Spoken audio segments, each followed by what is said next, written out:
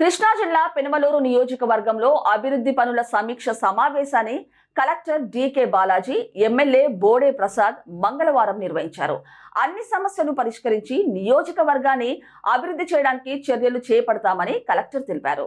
భూ సమస్యలు, ప్రభుత్వ కార్యాలయాల నిర్మాణం, తాడిగడప మున్సిపాలిటీలో మౌలిక వసతులు, మురుగునీటి వ్యవస్థ మెరుగుదల వంటి దీర్ఘకాలిక అంశాలపై చర్చించారు.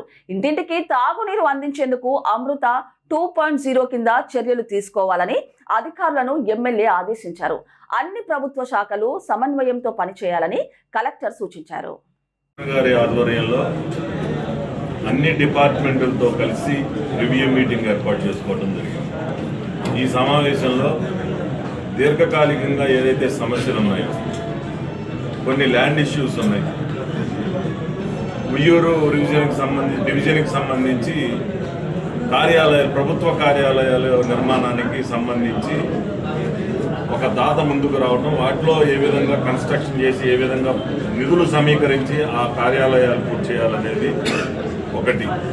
అలా కాకుండా తాడిగడప మున్సిపల్ పరిధిలో పన్నులు వసూల్లో కానీ అభివృద్ధిలో కానీ ప్రజల నుంచి సహకారం కోరి ఎక్కువగా పన్నులు వసూలు పైన దృష్టి పెట్టి ఆ వసూలు చేసిన పన్నులతోటి ప్రజలకు మౌలిక సదుపాయాలు ఏర్పాటు చేయడానికి మొదటి ప్రాధాన్యత పెట్టి చేయమని చెప్పి అధికారులకు కూడా ఆదేశించడం జరిగింది.